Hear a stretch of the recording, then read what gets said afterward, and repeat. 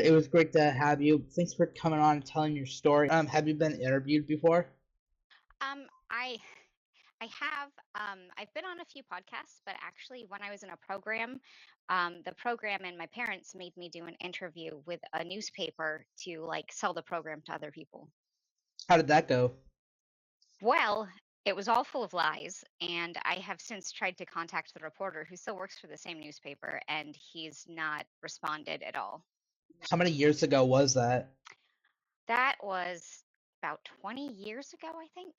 2005, I think, is when I did the interview, and I went to my first program in 2004. How old are you currently, if you don't mind me asking? I am 34. Oh, okay. So it was like a long time ago. It was, yes, but the program that I started at is still open 20 years later. What program was that? It's called Falcon Ridge Ranch. It's in Virgin, Utah. Can you describe like what was it? Like why did you get sent there in the first place? So, for me and a lot of other people that end up in these kind of programs, usually the whole family kind of has this dysfunctional dynamic, anyways, and you kind of became the problem kid. So, my problems in specific, I was struggling a lot with depression. I had been sexually abused as a kid and was struggling with that. I struggled with control in a way that I would hold my bowels for up to like 3 weeks. I was a cutter. I tried to kill myself. And I had a bad habit of talking to grown-ups in AOL chat rooms in ways that were not appropriate. Oh, like so older adults, like yeah, Yeah, and that. yeah. Mm. I grew up with a computer, so like I was like 9 when we got our first computer and like started joining the AOL chat rooms and stuff like that. What was the final straw? You think? Like when did you like what? Can you kind of paint me through that a little bit? Um, I actually so I do have some of like the documents that my parents had sent my teachers Mhm. to pull me out of programs at like my middle school. Um, and I think it was like I was struggling with my math homework. I'm not the best at math. I was cutting, and I eventually like took a bunch of Advil while on the school bus, Mhm. and ended up in a psych ward. And that's when my parents had made the decision, but they didn't really include me in that decision about the program, and they did lie to me to get me to go. They didn't like say this is like a final straw. Like they didn't like try to at least give you a chance beforehand. Well, they did. And I had told them pretty clearly that, like, I thought what would help me the most is that the school that I was at, I was being bullied really bad, and the school knew that. Um, and they didn't really do anything about it. And I wanted to just go to any other schools. So they told me to get me to go on this plane to Utah that we were going to look at boarding schools, which I was obviously like, hey, that is a different school. And I guess technically they did send me to a different school, but it's not really a good school. What did you like? You said you got bullied. Can you? What was that like? How bad did it get? So the school that I ended up going to, um, like before that, my school ended at 6th grade. So I needed somewhere for seventh and eighth grade before I went to like a private high school or something. So I went to this Episcopalian school with like uniforms and stuff where Mhm. everybody had been there together since kindergarten. So I was the new kid in middle school. It was just never going to go well for me. And I was like weird and I smelled bad. And I really, really, really liked anime way before it was cool in the way it is now. Oh, you were that Um, kid. yeah, so like now you'd call them weebs, but back in like 2003, I went to like an otaku club and like tried to teach myself Japanese through anime, like really cringe stuff looking back, but like I was definitely the weird kid for a bunch of people that went to like school and grew up together. Yeah. Could you tell me more? Like had like and it was like in middle school you said? Yeah, so I actually felt like 7th grade and 8th grade is when I was there, and like 7th grade, it was the 8th grade girls who were bullying me. Mhm. It's kind of funny now looking back on it, but there was this guy that I rode the bus with that I had a huge crush on. Um, and we actually did end up dating a few years ago. But I like for Valentine's Day, I gave him like Skittles because he said he liked them, and then like his girlfriend started like this campaign of making fun of me, and then like the next year, it was actually just like all of the boys making fun of me and calling me a slut, even though I was saving myself for marriage and all of those kind of things. Mhm.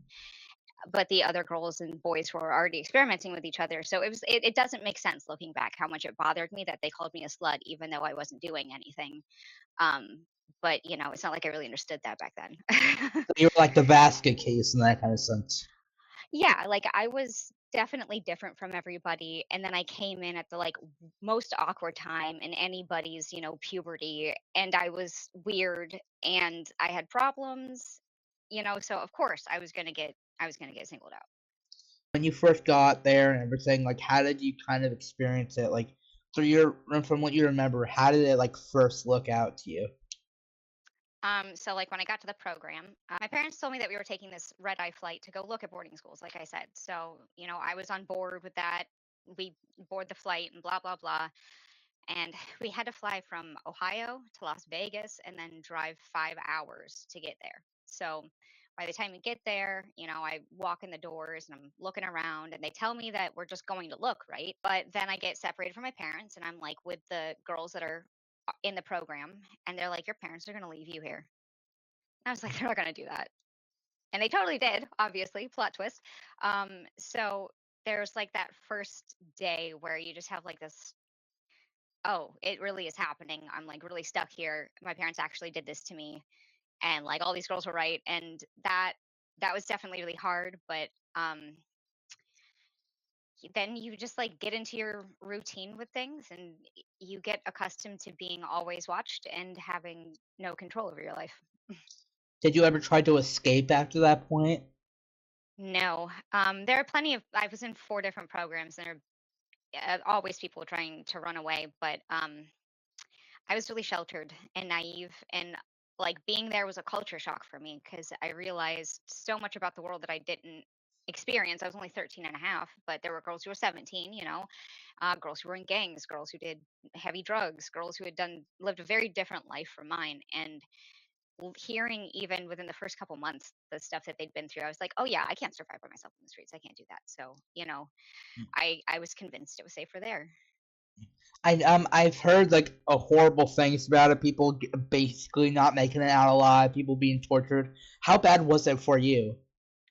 So, um, there were 4 programs, like I said, and the first one, Falcon Ridge Ranch, is still open. I was there for a year, and they said I was not complying, so they sent me to a wilderness program, and made an example of me. Uh, I was always kind of small. But eventually they put you on medication. They diagnose you with a bunch of things to justify like keeping you at a zombie level. Like I was on like 200 milligrams of Seroquel, of Depakote. Like gained a lot of weight and was tired all the time. And that wasn't enough to break me though, so they had to send me to the wilderness to really do that. The thing that I've learned about a lot of these places, and looking back, it becomes very obvious, is that none of these staff are really qualified to be doing what they're doing. Like they don't really have the medical training. They definitely don't have like the psychological training. One of the most notorious people in one of my programs never qualified to get a social work license, and these are the people that are like monitoring your kids every single day. Um, so I. I think being the smelly kid helped me avoid some of the sexual abuse that happened at every single place I went. Um, but it happened, just not to me. With the physical stuff, like restraints were very common. I spent my 14th birthday. You like spread your arms out like this and your legs out on the floor, face down. And that's how I spent my 14th birthday. My parents called me to wish me happy birthday and tell me that they took my little sister to see my favorite band for my birthday. Wow, that's such a good birthday. Right, right. It's not the worst birthday, but it's up there. And it's like you either have when you're in the special needs room is what they called it. You either have to lay like that yourself or someone will sit on you and do that for you. And I spent a lot of time there getting accustomed to that carpet in my face. How come they did that? Like, what was the idea around it? because I was very defiant, as part of this trying to break you. They isolate you from other people. You lose privileges. You can't talk while you're in the special needs room. Like, you have to earn the privilege to join back. I mean, even the first 30 days you're there, you don't have shoes. You have to earn those. Um, and like talking to your family, that's something you earn. Your family gives like a list of who's okay for you to talk to. And I know that some of my friends that were on that list, like, were taken on and off a few times by my parents. But your mail is monitored. So what your parents send to you is monitored, and what you send to anybody is monitored. Um, so, yeah. Uh, Sometimes I forget about those things and about like the cameras that they had in the hallways and things like that, because you just get used to that being part of your daily life. You mean like it was inside? I thought it was like all outside. Well, wilderness is. So there's wilderness, which I actually like. Side note, I just bought this book. It's called What the Woods Took. It's like a horror book about Mhm. wilderness, but also with like monsters, and it was amazing. Hello there. Thank you for watching it as far as you got. And if you want to see some more of my content, check out my other channel, Ronick1012, which is always down in the description of my videos. So whatever you look at, you'll find it down there. And I would love for you to check out my other content where I mostly post my videos from school and like my TikToks and stuff like that. It's always a pleasure having you. Enjoy the rest of the video. Subscribe later. But this is actually my journal from wilderness that I made myself, because you have to like make things like fire and whatnot. So after a year in my regular program, which I'm going to cover up this other person's face. So here's me in 2005 when I went back. Those were the front doors that I walked in. Um, and yeah, I hope my name wasn't in that. But yeah, so this like those doors lock though, so we can't get out. Uh, and anytime that you get outside of those doors is something like you have to earn that as a privilege. Even just going to do community service is a privilege. So, I spent a year in that one that was locked, then 7 weeks in wilderness, and then I went to a boarding school after that, which I got kicked out of. Back to the same program, and then to another one in New Mexico, and then a weight loss residential treatment program. So that was all four of And what was like a typical day for you, like any of them for that matter? them. They were all a little different. So I have some of my journals from each of the programs. I think this is my first journal. Nope, one of these is, but you can see right here that I wrote like my class schedule. Um, science, music, science. Oh wait, no, Monday science at 9, math at 10, English lunch, history, PE every day. So 2.5 years of PE. I actually never needed another PE credit, so I guess that's good. Um, you also have group. So yeah, 9 a.m. It's time for a positive pure culture group, PPC. Not many people are here still. Um, we had issues group, which is more like attack therapy, I would say, where you're supposed to confront other people on their issues and accept confrontation on yours. Um, and then we had some days where we'd go do volunteer work to earn money to go to McDonald's. At the same time that I was there, there's a cult that Mhm. was going on by Jessup. Warren Jessup, I think is his name. I think that I recognize that name. Yeah, yeah. So when I was doing these with the other people in my program, we specifically would go weed at the cemetery, which was like near a park, and we were trying to clean that up. So I would see a lot of those girls dressed differently from any of the other Mormons. Like, the staff were all Mormon, and they would call them the polygamists, because you'd see them in like, complete denim, the same kind of braid, like long denim skirts, and they all had so many kids around them, and they were all very young. So um, and that was also like just normalized while I was there. Um, so we sometimes had this police officer who came in and talked to us about stuff as well. But for the most part, it's like you have your classes during the day, because they do provide somewhat of an education. and then you have your groups in between.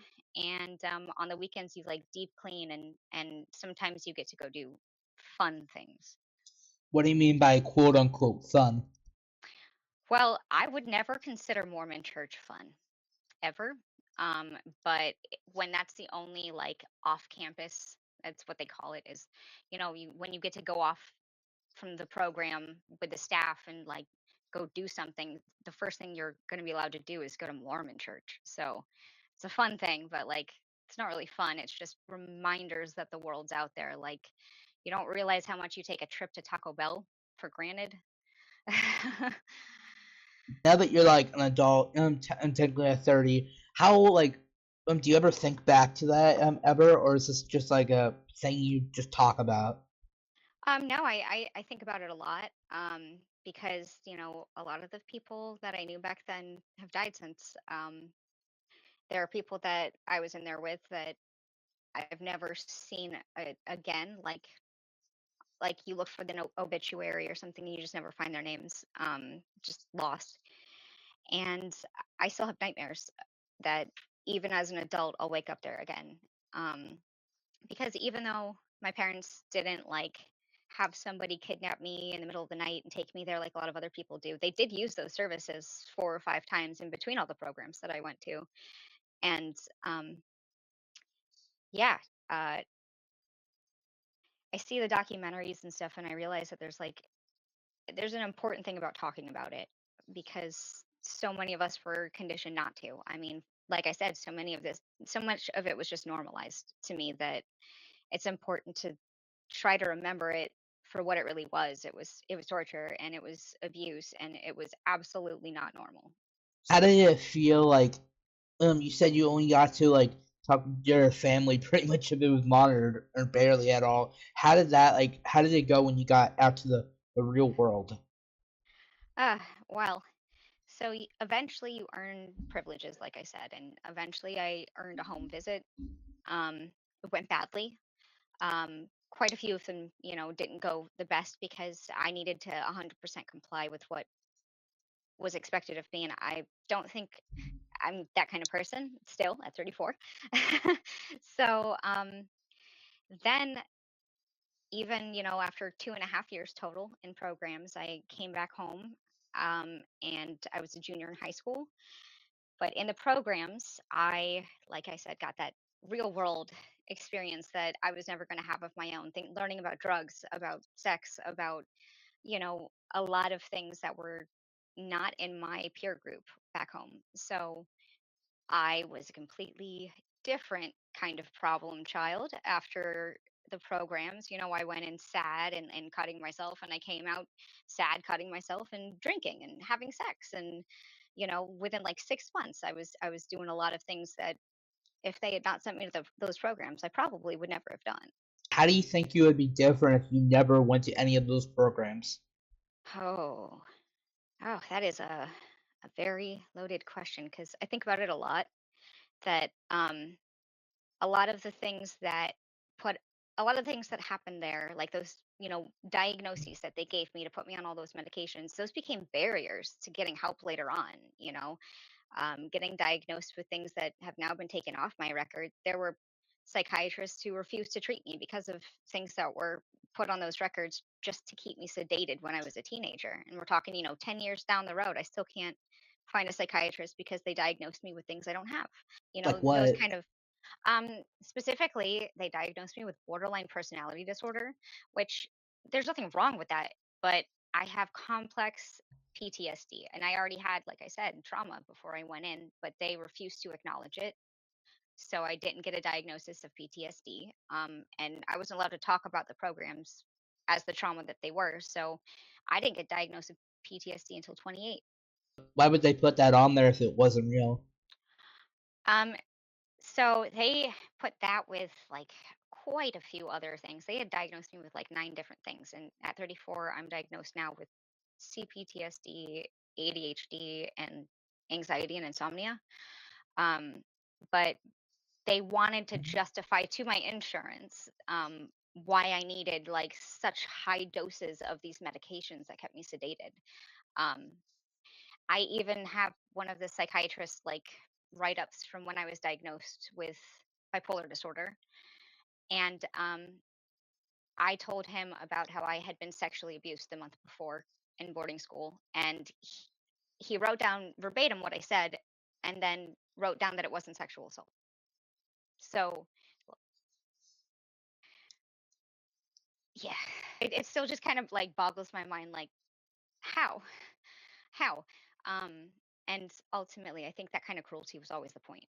I remember in the message you sent me when we first like getting to know each other that you said that you saw your old friend. What did you mean by that? Like, did you know them before the Um, whole therapy thing? so I've kept in touch with some of the people that I went to Falcon Ridge Ranch.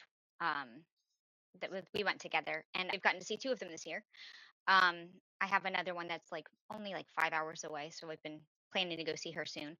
Um, and it's like, I mean, you wake up with these people for months or years, your roommates, but you live together and you go through this trauma together. It's truly a trauma bond that you, if nothing else, you want to see how their lives are going. But for me, I was one of the youngest ones there. So some of these girls were like my big sisters. They were like my mom away from home. So we kept that dynamic. And a few, actually, the ones that I've kept up with the most shared the same therapist that I did, which it's just like, I think a coincidence, but she died. The therapist died in 2016, and she's treated us all very differently in ways that did a lot of damage down the road. Um, but the other therapist, there are no records of him, but they called him Rob the rapist. So They don't give you yeah, that name for without a reason. yeah. So he was a therapist named Rob, but that's what they called him. And there other girls had different experiences of staff that I trusted doing things that you should not do. So um, uh, that's part of why I guess it's important to me that I kept up with some of them, is like I didn't know some of the things that were going on because they didn't happen to me, but that doesn't mean I don't believe them. And that when we were there, no one was believing us because we were the troubled teens with Yeah. whatever problems to justify the horrible things that they did to us. What were some other stuff? Is there any other stuff that you haven't mentioned, like for punishments? Um, yeah, there was so Falcon Ridge Ranch had a sister program called Red Rock. Red Rock got shut down for riots. Falcon Ridge Ranch was called Positive Peer Culture. Red Rock was behavior modification. So that one was a lot more abusive. It was like ingrained in there that you were going to get the crap kicked out of you. And one of the girls that I Mm. met up with this year started at Red Rock. So that was another thing they threatened. They'll send you to Wilderness. They'll send you to Red Rock. They always let you know that it could be worse and to be grateful for how easy you got it, even though I wouldn't call any part of it easy. I mean, you read stories about these kids that die in programs from improper restraints, and that could have been any one of us because these are like linebacker sized men restraining small girls. What was the longest you like taking your first one to like maybe your last? Like how long was that? It was 2.5 years, March 16th of 2004, and then I came home September 5th of 2006. Okay, so it wasn't, like I'm not gonna say it wasn't, long because that's long, but it wasn't like longer, as long as you would expect, like 10 years. Or Well, a lot of the programs sell a lie to your parents that'll be like 6 months. Um, 2.5 years is pretty long for yeah. programs. There are people that were in them longer, but unfortunately, when I turned 18, my parents took me to a civil commitment hearing, and then took my rights away and put me under like a conservatorship for another 2.5 years. How can they take your rights away if you're 18? Mm. Well, you've heard of like being Baker acted. I have not. What's okay?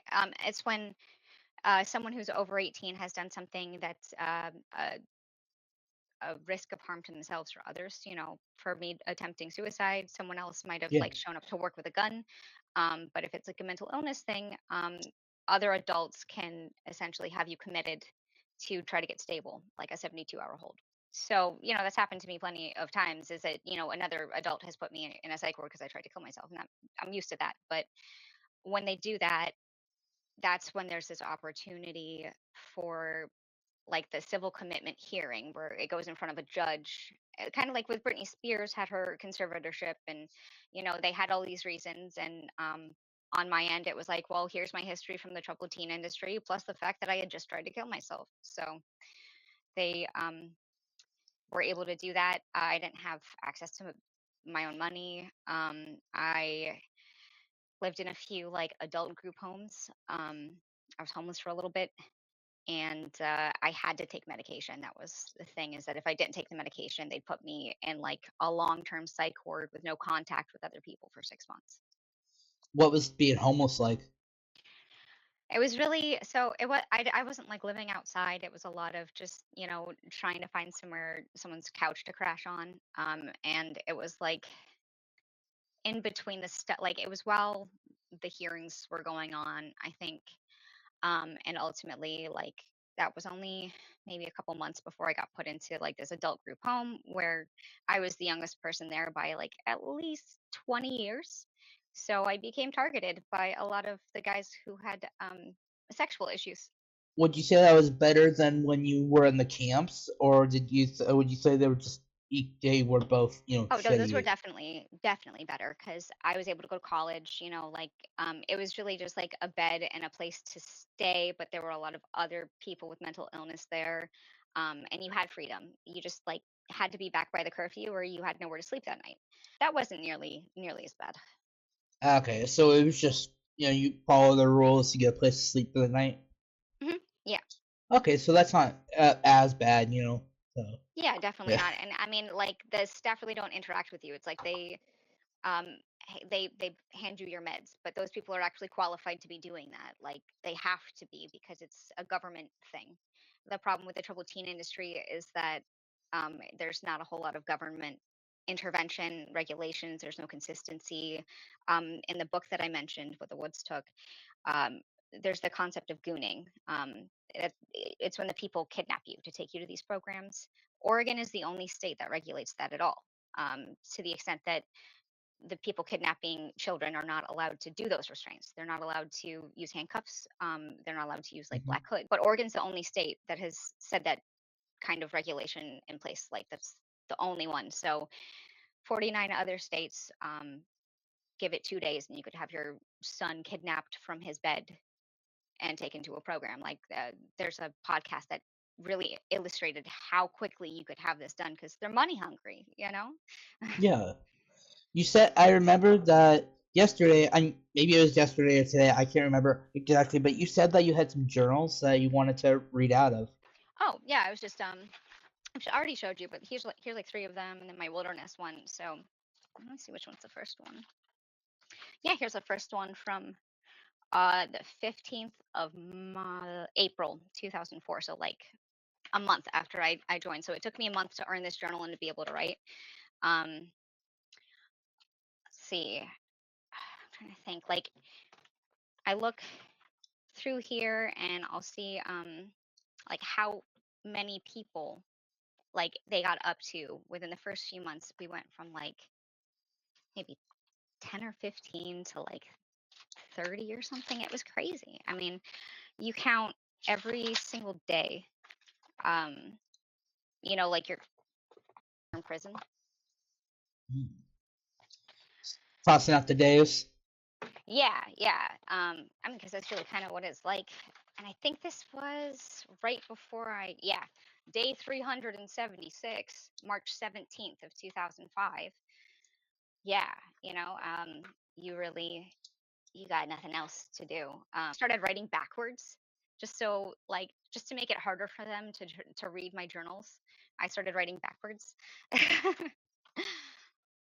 What looking back, like if you talk to yourself, like if you could talk to yourself at the very beginning, like any if you could talk to your past self, like what would you ask them, like after during everything that was going on?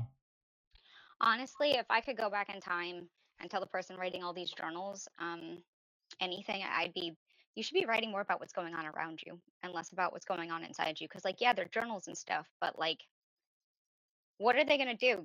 What are they gonna do if I write down that so and so got restrained and blah blah blah? Like, I wrote so much about my own problems, which, was me doing what I was supposed to do, but it still took me longer than everybody else. And they made sure that I knew that. So why,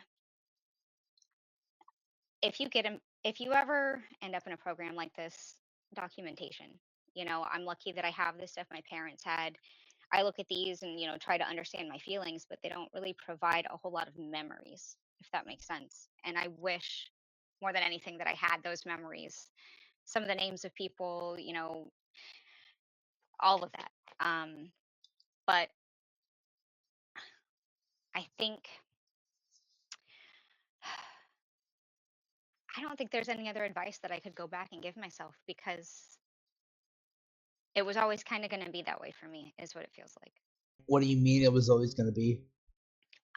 Well, I've talked to my parents. I still have a relationship with my dad. My mom and I cut her off because she said recently that she was fully aware that there was a chance I could die in these programs, but she thought that I would die if she didn't send me to them. And after 20 years and me telling her about all the horrible things that happened there, and I've told her that every single program, I can show her a news article showing sexual or physical abuse that occurred there.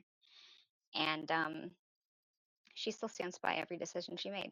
So she So said, I did my research, but you have to understand I was going to send you to a program regardless. And she kept doing that as an adult. So it was always kind of going to go that way. you said they stripped you of your fight or flight. Could you give me an example of that? So, yeah. Um, so an example of that would be there's this really big Samoan guy who was like one of the big head honchos of the program, and he's the one that also didn't get that social work licensing. Um, but he's scary. He'd be screaming in your face, and you'd be scared that he'd be the one restraining you because he has before. So after so many years, days, months of that, um, and you just have to stand there like you see the like basic training actually is what inspired positive peer culture specifically. Hmm. But you think of someone just standing there being screamed at by someone much larger than them, scared of physical violence because it's already happened.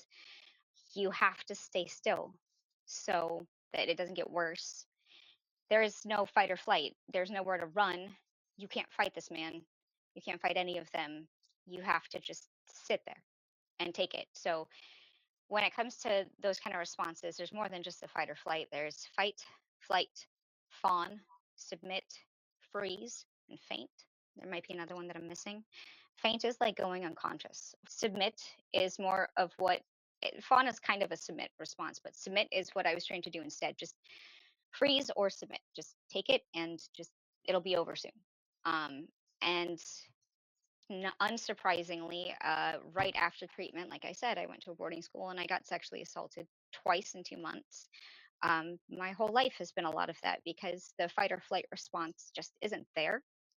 And you have to really work on building that skill back after it's been stripped away from you. Was there a point where you just like, I don't give a crap anymore, just, as long as I don't die? Um, so I was always like defiant. Um, And even when I tried to do what they wanted, I didn't do it right or whatever. So that's why they sent me to wilderness after a year. And wilderness is what broke me. Like the difference in my journals between that one and the little leathery one that I was showing you. The first thing is just Hmm. me being grateful for being stuck in the woods eating ramen that I can't cook unless I make a fire out of sticks and stones. Me being grateful for that. So, I was not grateful, but, you have to buy into it to survive. You have to get with the program. That's ultimately what you learn, is that if you aren't complying, it's just gonna take longer, and you know that they can keep you past 18 because they remind you. You know that they can make it worse. They can make you a ward of the state. There are so many worse ways, and they let you know that all the time. So the only choice you have, no matter how defiant you are, is to just give up eventually. Yeah. What? Oh. And that's basically all my questions. Unless there's another topic you want to talk, or like within it, this is basically it. I would say anybody who's considering boarding school or sending their troubled kids somewhere else, always know that if there's a place that you're considering, someone else is also considering sending their troubled kid there. And you have no idea what that kid's problems are because you only know your own kid. So, your kid, no matter what their problems are, the closer they can be to you, the safer they will be. Well, it was great having you on my show. Thank you for telling your story and all the horrible things you went through. I'm glad you allowed me to hear it. It was great to have you. Thank you so much for giving me the chance to share it. And Yeah. I appreciate, you being so patient with the way that life goes and So giving it's me fine. like a continued chance.